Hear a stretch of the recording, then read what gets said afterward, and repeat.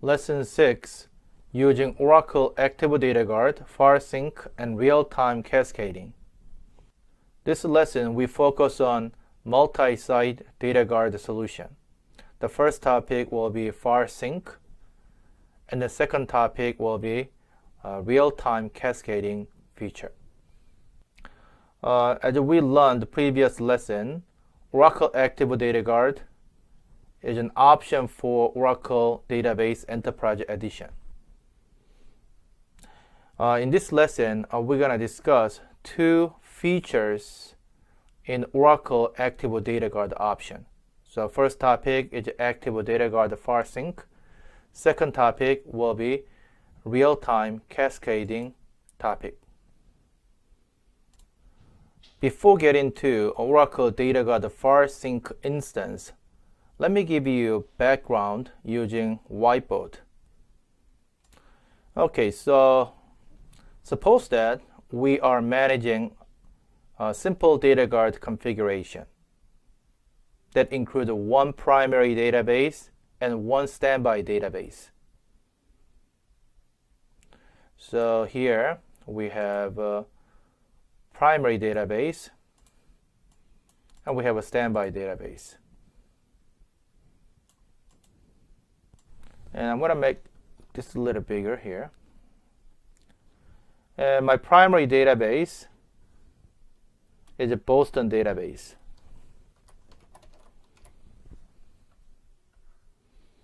And my standby database is the London database. So distance between primary and standby database is far away. So when you actually configure your data guard to achieve zero data loss, and your redo shipping mode should be synchronous redo transport service.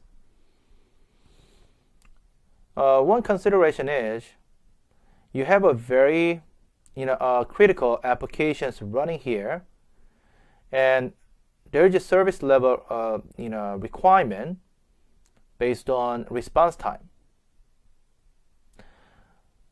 But when you configure your data guard with a synchronous redo shipping, whenever you commit transactions in the primary database, your primary database transactions must wait until redo for committed transactions are written to or delivered to a London database.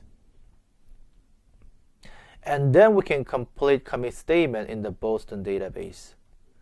So if your standby database is far away from primary database, it's very difficult to maintain good performance of primary database transactions. So that's one thing what we have to think of. That's why some customers just configure this as asynchronous redo transfer mode. So as soon as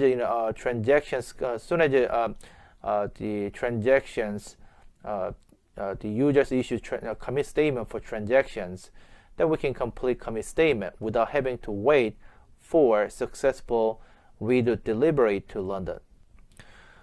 But if you really have to achieve a zero data loss configuration of a data guard, then possibly you can create local standby database. So you can actually create, let's say, Boston 2 database. Okay, so in a database close to the primary database, and then you can configure synchronous redo shipping to Boston 2 database. That's another possible option, because your commit statement will wait for acknowledgement from one of the synchronous standby databases. So if a Boston 2 return successful, the successful redo delivery message, then we can complete commit statement. So we have actually a synchronous commit in the local area. But if you have actually a Boston database and you create Boston 2 database, because of a performance issue, there could be two challenges here. The first thing is your primary database transport redo to two locations. So that's an additional overhead. With a simple configuration, redo shipping is only one direction, Boston to London. But however, when you create Boston to, then redo shipping must be two locations, Boston to and London. The second case is, what about size of this database? If a Boston database is 1 terabyte, you have to have that amount of space. So that could be another challenge. So that's why, in order to overcome this challenge, Oracle introduced far sync instance. That's a special instance. With a far sync instance, we can overcome challenges we have in this configuration. For example, you have a primary database, and you have a standby database far away. So we have a Boston database, and we have a London database. So instead of actually transporting redo from Boston to London directly, we can add additional component in between. So let's say I want to configure one instance in Chicago. And this is only to create instance. So this instance consists of a SP file and far sync control file and standby redo log file. So what we can do is we're going to transport redo from Boston to Chicago far sync instance synchronously. That's in a synchronous redo shipping.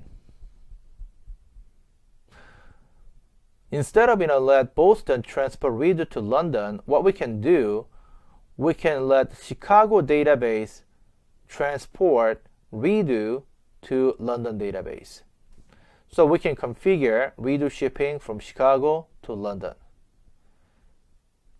Because we receive all redo changes synchronously, and that is reside in Chicago, so we don't have to transfer redo to London synchronously because we already received it.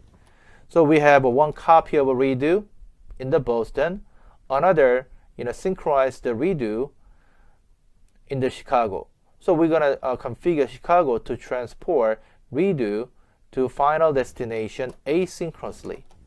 That's in a possible configuration. So we can actually configure to let Boston transport redo to Chicago synchronously, and Chicago forward receive the redo to London asynchronously. Even though there is a network failure here, that's fine. We have a standby redo log file here. And another possible option is if a Chicago far sync instance goes down, you can also configure alternate destination. So you can make a London database as alternate destination.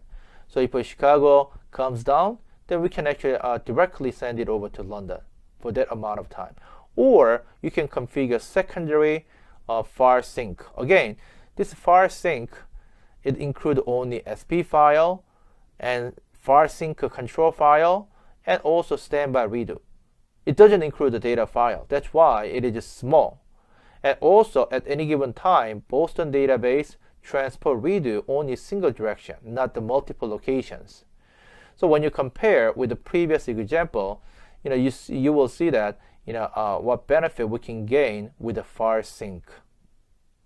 So let's come back to slide based on this concept. Okay, so I came back to slide. So what is a far sync? It's a lightweight Oracle database instance. Only SP file and far sync control file and password file and standby reader logs and archive logs, and these are the all components of this file sync instance. However, no Oracle data files, no database to open for access. There is no MRP background process because there is no data files. So there is no redo apply service up and running here. So we can use a file sync instance within a distance such that the database can tolerate impact of network latency on synchronous transport. In my example, primary database was Boston, and standby local file sync instance, so I can create very close to the Boston database. That's what we can do. Look like any other data guard destination to the database, and with the data guard 12c and higher, file sync further extend the practical distance between the primary and file sync. So if you are standby data, even though your standby database far away from primary database, instead of giving up synchronous read transport, which means that instead of giving up zero data loss, you can just put one small component, which is a file sync, to achieve a synchronous redo shipping, and also we can forward it to final destination. So when you look at the diagram, and you will see this. So we have a primary database, we transport redo to file sync synchronously, but final destination asynchronously. That's one possible configuration. So when you look at redo shipping, the file sync instance receives redo synchronously from the primary database, and file sync instance forward redo asynchronously in real time to its final destination. And redo transport support one local and up to 30 additional local or remote destinations. And RMAN deletion policies are used to automate archive log management. A file sync instance can also compress redo transport, and you can create an alternate file sync as a HA configuration. So that's also a possible thing. So when you look at so this diagram and this slide is showing alternate redo transport route. Log archive dest _2 it is to transport redo to Boston file sync. As you can see, it's a synchronous redo shipping. However, if file sync goes down, then we can also consider alternate location. In this example, log archive dest 3.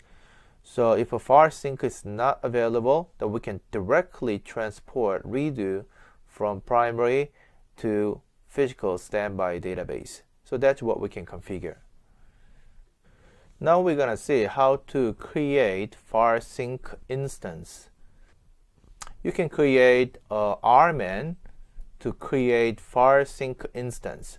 It's a more like creating physical standby database. But we have a new option for file sync. So duplicate target database for file sync from active database. And you will have to specify parameter settings that will be used in SB file for file sync. DB unique name, Boston file sync, and log archive dest 2. This file sync is to transport redo to London asynchronously. So we have this kind of information. Another possible option is you can use a file sync instance by using SQL statement, and this will be used as a part of a practice activity. You will have to create control file using the mounted primary database, or open mounted or open the primary database, and you will have to copy P file and password file used by primary database, and then copy file sync control file to file sync system, and then create standby read log files as you would for any standby, and start file sync instance up to mount state, and then you will check the status of and the role of the file sync instance. That's what you can do.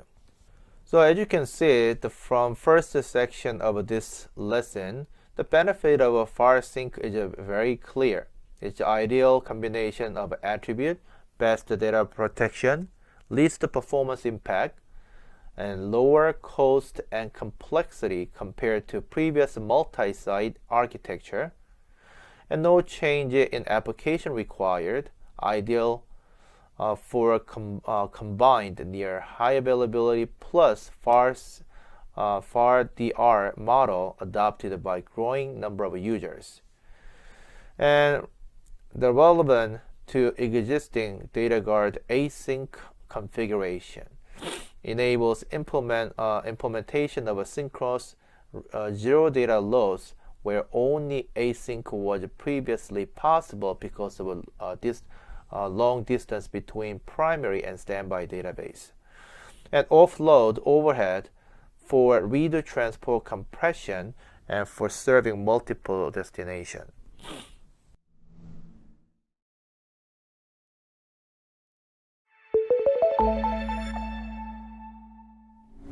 Here's the alternate design. You can configure file sync far away from your primary database, and then your file sync transport redo to standby database asynchronously. But this is not zero data loss configuration, but this is one possible configuration. So what I'm gonna do now, I'm gonna actually move on to my demo environment, and I will show you a couple of things. Okay, so now I'm in my demo environment. I'm going to show you existing file sync configuration. So in my demo environment, I created a file sync instance, and I will show you its configuration. So first of all, I will connect to primary database. It's in the host 01, and primary database name is Boston, and I will log in as sysdba. And also I have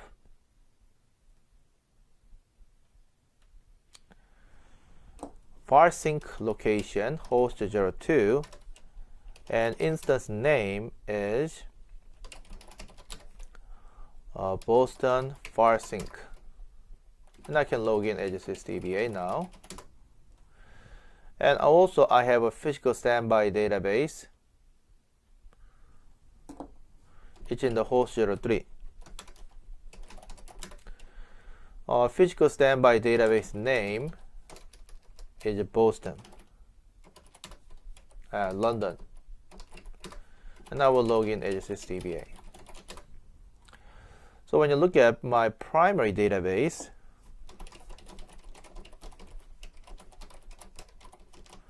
I have a log archive 2 destination.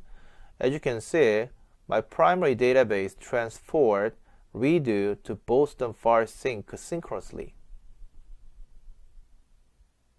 And also, I enabled compression in this example. And also, in the Boston file sync, let's take a look at if MRP background process exists or not. As you can see, Boston file sync, there is no MRP read apply service is running. And when you look at database role,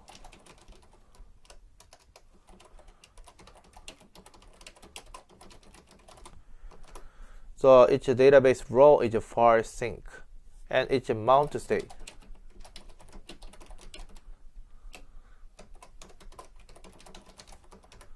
Okay, so as you can see, this is a mount state. Now let's take a look at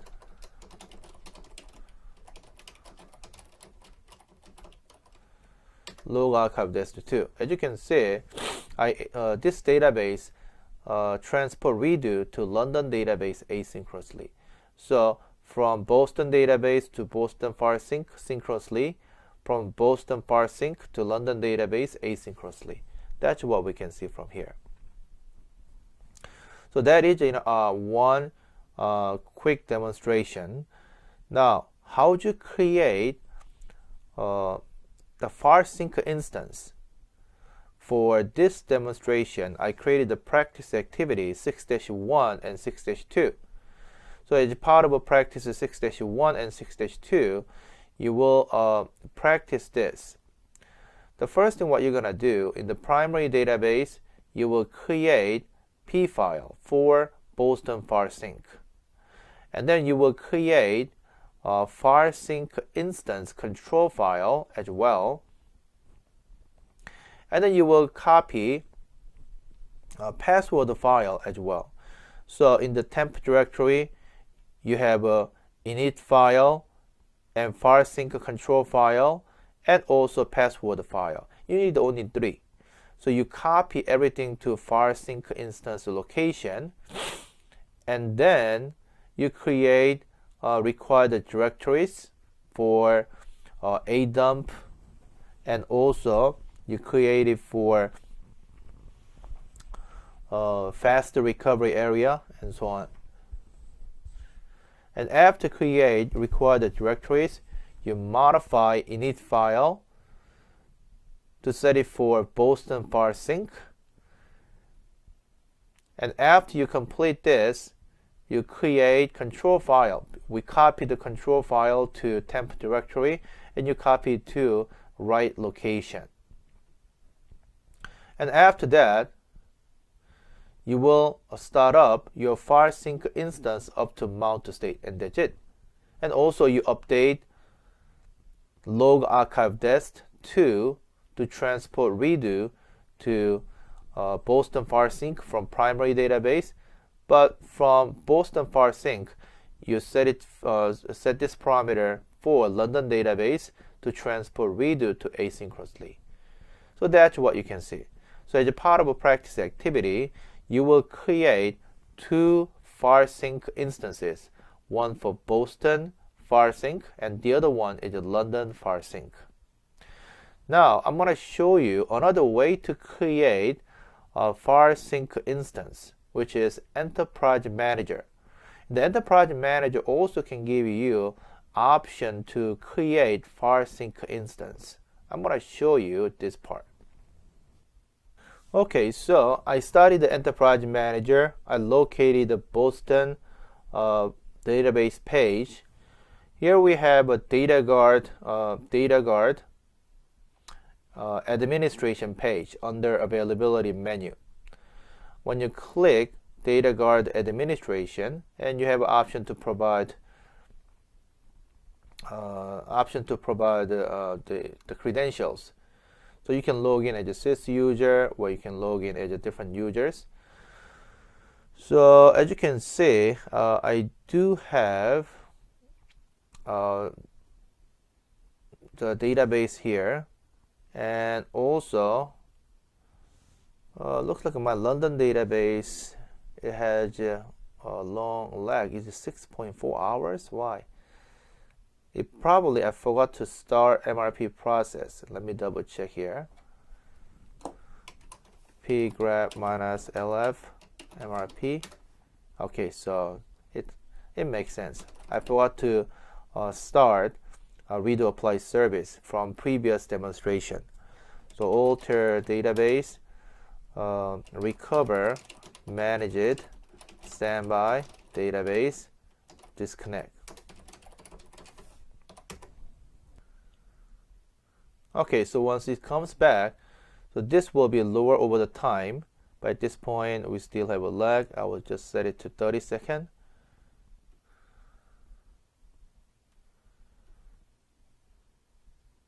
So over the time this will be lower, but the thing what I wanted to show you here is, here we have add file sync, and that is a button that you can use. When you click add file sync, And here we have a option. So you can create file sync from this location. Where do you want to create file sync? So you can choose home or host location and Oracle home location. And also what is instance name. So let's say I can say this is a Boston 2 file sync, and DB unique name is a Boston 2 file sync. Target name is a Boston 2 file sync. So I can provide the instance name, database unique name, and target name and storage. And you have a more configuration. So where is the database location? I will create database in this location, and faster recovery area, and also what is a listener name, what is the port number to be used, and what is the procedure name. So this procedure is to create file sync instance. Finally, you're going to review. So your primary database is a boston.example.com. It is to create a file sync instance which receives the read coming from Boston primary database, an instance name and unique name, and then eventually you click submit. Since it is a demonstration, I'm not going to submit, but you can actually use Enterprise Manager same way to create file sync instance. So I will just simply cancel it. Okay, so this is a quick demonstration. Now what I'm going to do, I'm going to come back to slide to cover the second part of lesson 6. Okay, so I came back to slide. Now next topic is real-time cascading. Prior to Oracle Database 12c, we could configure redo cascading. So we could actually deconfigure primary database to transport redo to standby database, and standby database transport redo to the final standby database. But prior to Oracle Database 12c, the cascading wasn't in real time, meaning that standby 1 had to wait until standby log file is archived, and then we could transport redo to final destination. So standby 2 in this configuration is always behind the primary database. However, starting from 12c, the cascade, redo cascading, is always real time. So as soon as the primary database transport redo to standby, standby immediately transport redo to final destination. So you can actually configure real-time cascading instead of a file sync. Let me give you one example. Think about that. We had a discussion of a simple data guard configuration. So you have one primary and one standby. But since your standby database far away from primary database, synchronous redo shipping is not practically possible. So you initially went with asynchronous redo shipping. But Oracle also introduced file sync. So you were thinking about adding file sync instance in between primary and standby database. So your primary database transport redo to standby to the file sync instance synchronously, and then your file sync instance transport redo to final destination asynchronously. So we can achieve zero data loss data guard configuration in this way. But wait a minute, what if you have a requirement, you want to create backup of a database in the standby side? You offloaded the backup operation to standby.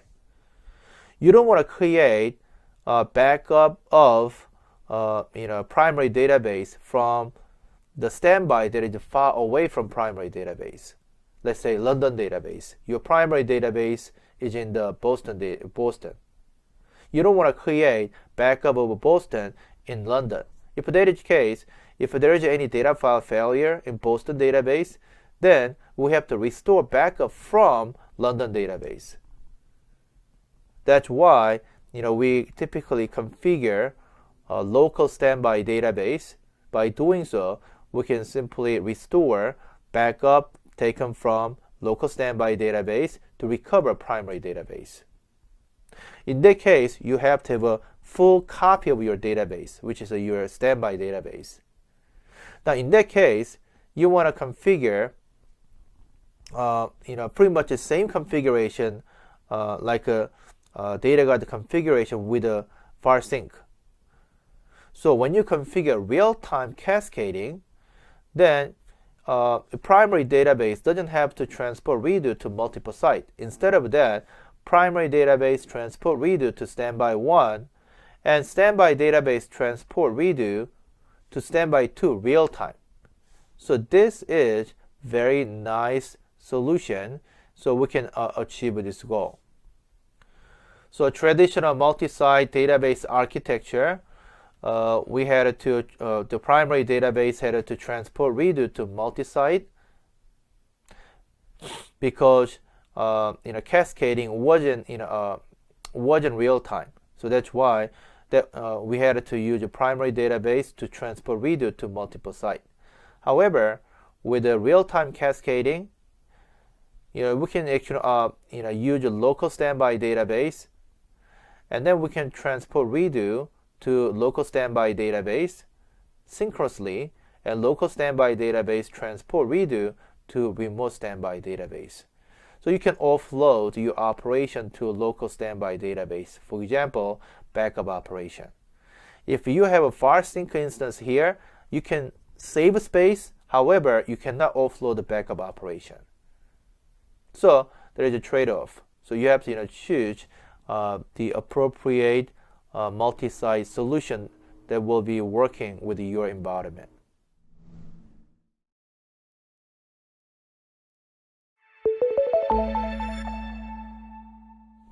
Practice 6-1, adding far sync to the data guard environment. In this practice activity, we're going to add Boston far sync in host 02 to forward redo coming from primary database to the final destination, which is London physical standby database in our practice environment. To add the far sync, we're going to open up the first terminal window, host 01, and then we're going to set environment variable, and then we'll log in as a sysdba. The very first step, we will have to create P file.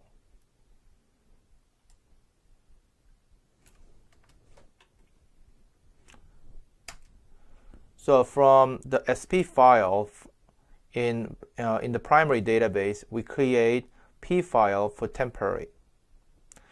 And then we're going to create far sync instance control file.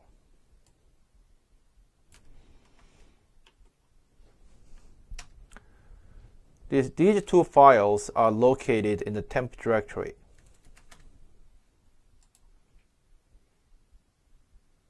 And also, I will have to copy password file as well for the far sync instance.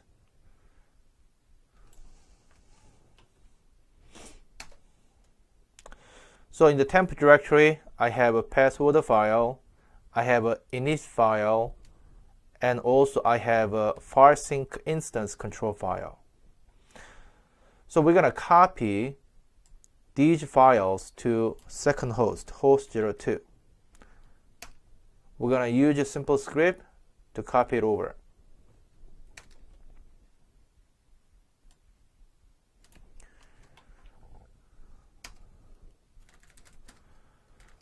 And we enter password.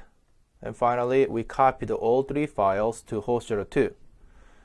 Now we're going to open up another window, or you can leverage existing terminal window to access to host 02. I'm in the host 02. And then you're going to set environment variable. So in my case, since I use existing window, I don't have to set. And we will create directory structure for FARSync instance. As you learned, FARSync instance, it doesn't exist. It doesn't have any data files. However, it has the init file and control file and standby logo files. And after you review, make sure you execute script without cat to be able to create directory structure. In our case, directory include SID name Boston lowercase, FS uppercase. And since we just copied the SP file to create P file, we need a modification. So in the host02, you open up init file, and you will have to modify.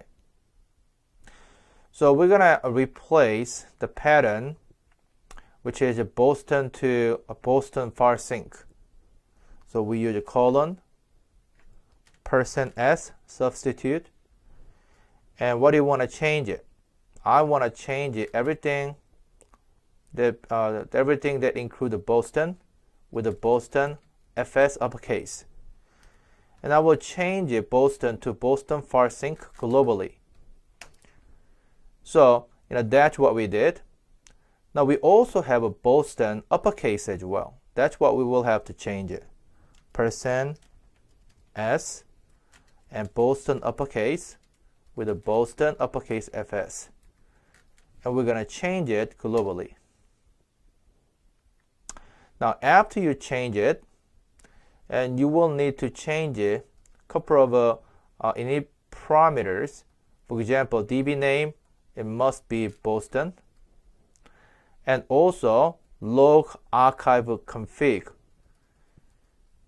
And this parameter must include all members of a data guard configuration. In our practice environment, eventually we will have Boston, Boston FARSync, London, London FARSync, and London 2. London 2 is a logical standby database. So I modified the first two values, Boston, Boston FS. And also, the FARSync instance, it forwards read coming from primary database. So it will actually forward the redo to London physical standby database asynchronously. And this destination must be valid. Oops. I will have to change it. Online logo file to standby logo file, because FARSync receives online redo entries and save it in the standby logo file. So I will have to change it. Online logo file to standby logo files.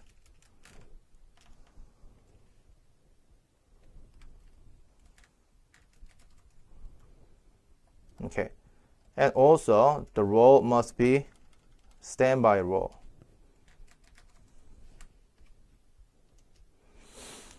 And what is next?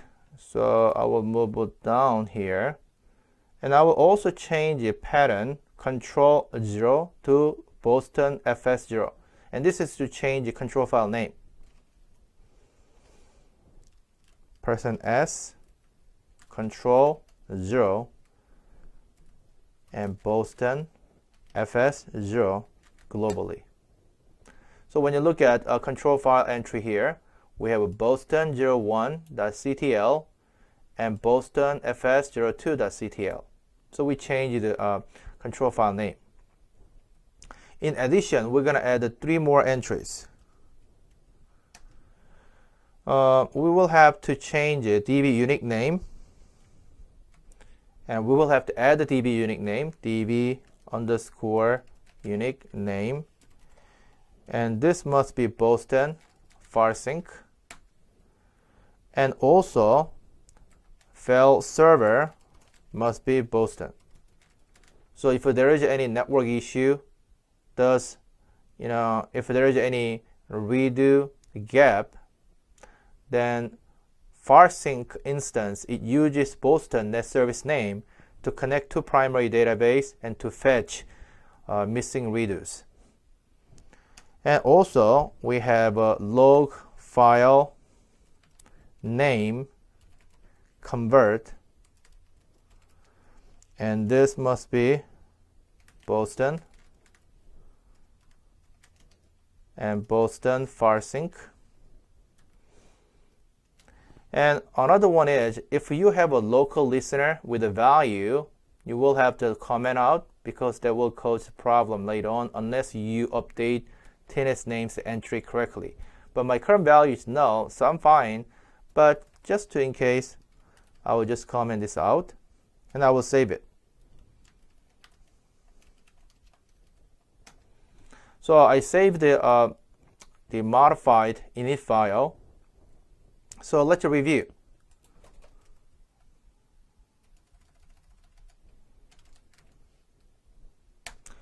So according to this, I will have to check audit file destination. The audit file destination include Boston FS, which is good. Control file name updated correctly, FS01, FS02. And also DB name is a Boston, which is good. And also dispatchers include the Boston farsync. And also local listener, it was commented out. And log archive config, we correctly updated to add 5 members of DataGuard broker. And DataGuard configuration, actually, we didn't create broker yet. And also log archive dest2, and we have a remote log archive destination. So farsync instance, it transport redo to London asynchronously based on the file type and also role.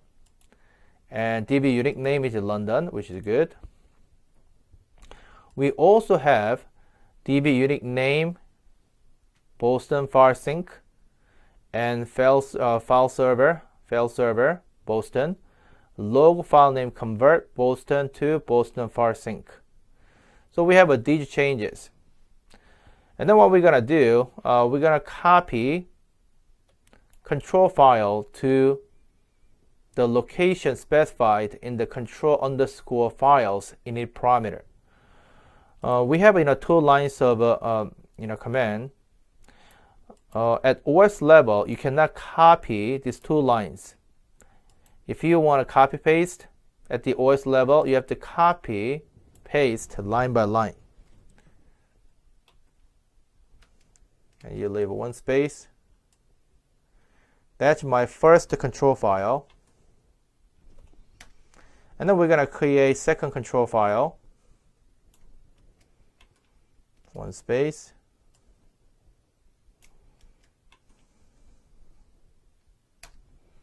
And then we're going to copy password file.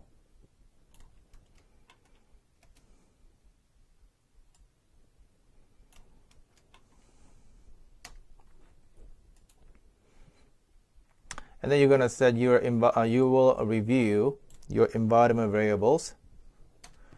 As you can see, Oracle base is user 1 app Oracle, and we also have Oracle base execute and base directory, home directory. It is for Boston farsync, and seed is of Boston farsync. So we have all this information. Since we have an init file, we can start farsync instance. So I will log in as a sysdba, and I will create SP file from the modified init file. Finally, I will start from SP file, startup mount. And startup command, it uses SP file newly created. And it includes all the modified parameter settings. And then we're going to come back to hostdata 1, which is a primary database. And then we will log in as a sysdba. your current parameters, the log archive dest2 parameter setting look like this. Log archive dest2, it is pointing to London database. However, since we added a far sync instance, Boston database, it will have to transport redo to Boston far sync instead of a London. So you will have to modify this. At OS, at the SQL prompt, I can just copy multiple lines without having any problem. But at the OS level, you have to copy paste line by line, or you can type it. Okay, so finally I changed it. So my Boston primary database can transport redo to Boston far sync synchronously, and my Boston far sync, it receive it to transport redo to London database asynchronously. That's our configuration. Now we're going to check and determine the most recently archived read log on the primary database.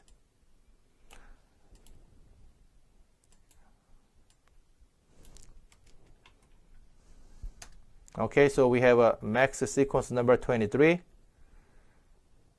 And also I can check from here. It's not available yet, so we will actually switch log file. So this will enable redo shipping.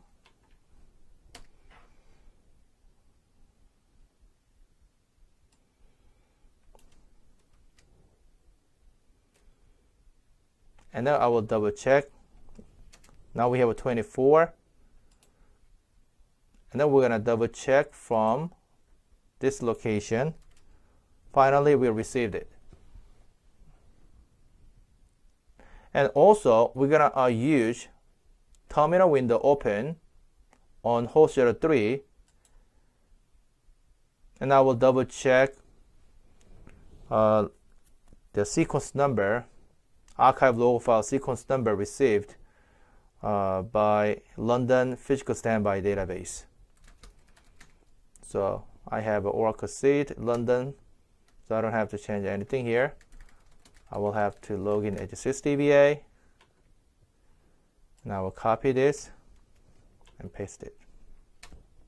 So it's just 25. So 24, 24, 25. I'm hoping that it has one more archived. So look at that. So the online redo that was current just archived. So primary shows 25 as the latest archive log file. Far sync shows also 25. And also your Boston database, it shows 25 as a maximum sequence number. And next thing what we're going to do is I will exit out from primary database and standby data far sync instance and standby database to prepare for next practice activity. But before finishing this practice activity, I will check standby log file. We haven't created a standby log file manually, but it will be created automatically as a part of a process you completed in this practice activity. So what I'm going to do, ls-la.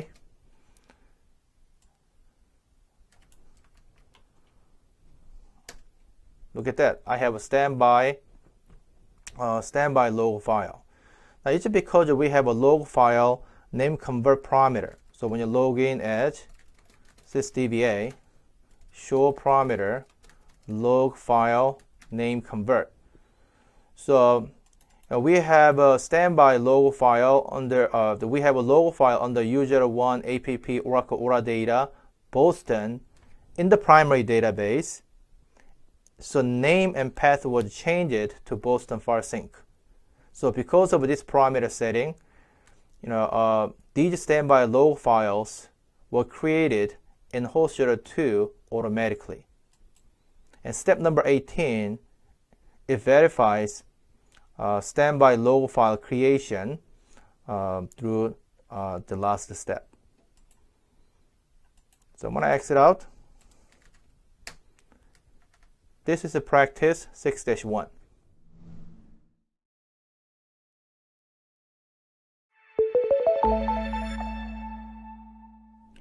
Practice 6-2, adding second far sync to the data guard environment. This time, we're going to add the second far sync on host 04. So this is to support role transition service.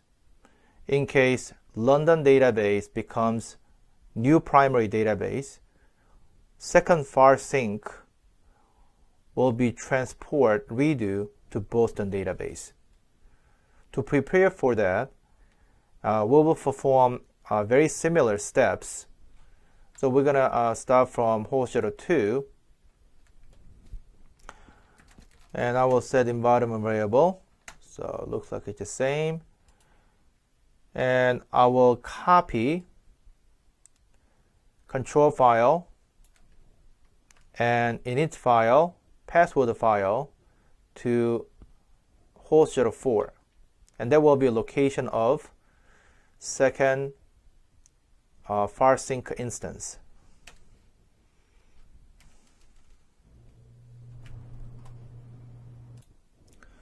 So I'm going to execute the script.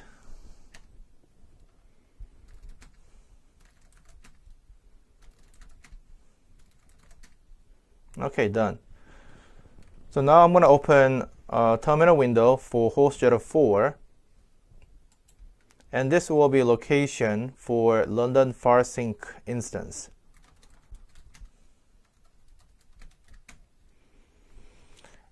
And we're going to create directory structure just like a previous practice activity.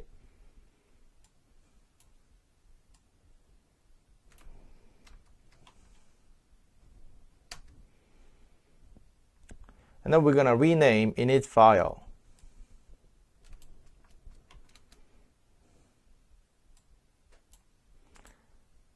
And then we will have to modify init file for London far sync.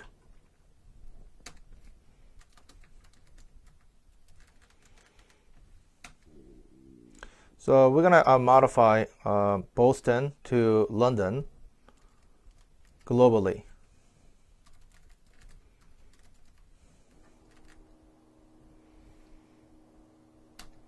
So I modified it. And DB name must be Boston.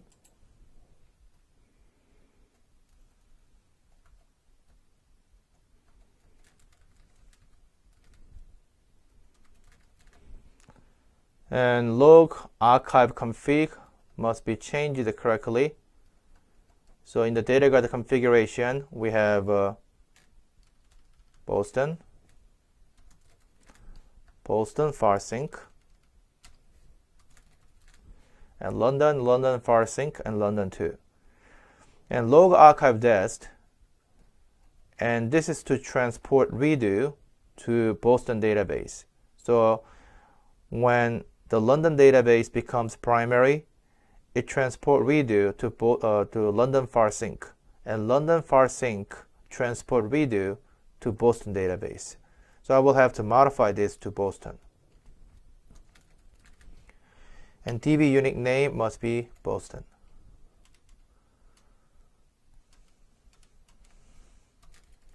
And I'm going to save it.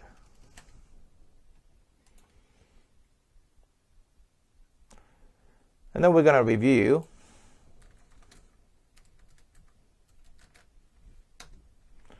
So we have all parameters changed for London far sync, and audit file dest, it includes the London far sync.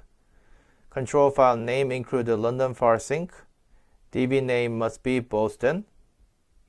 And also we have log archive config. It includes Boston far sync, and London far sync, and London 2. And log archive dest 2, it is to transport redo to Boston database. And DB unique name must be London far sync. So we changed it all correctly. And then we're going to create control file by copying control file in the temp directory.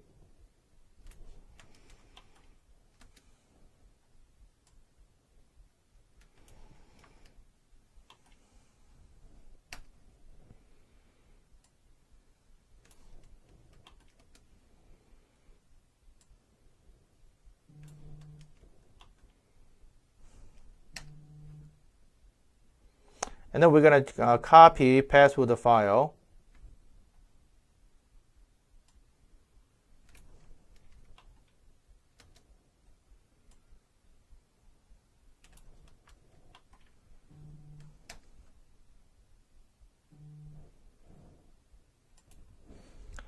And then we're going to set verify environment variables.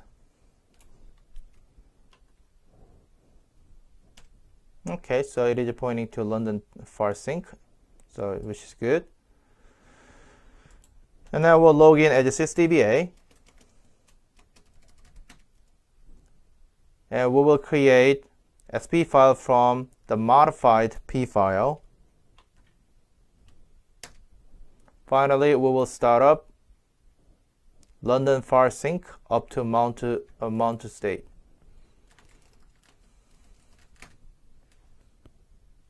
So once instance is started, then we will check a couple of things on host 03. So let's take a look at London database, because if a London database becomes primary, it transport redo to London far sync.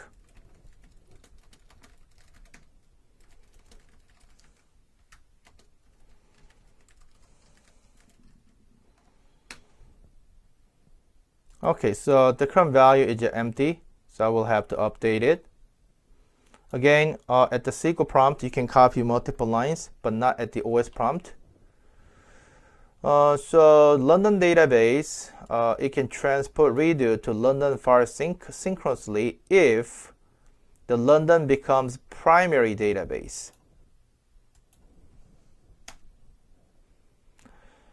So I changed all parameters. So London far sync is currently mount to state, and as a part of a practice activity, we also created a Boston far sync, it's in the mount to state.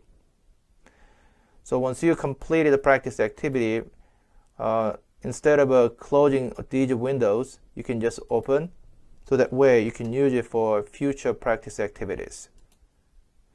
This is practice 6-2.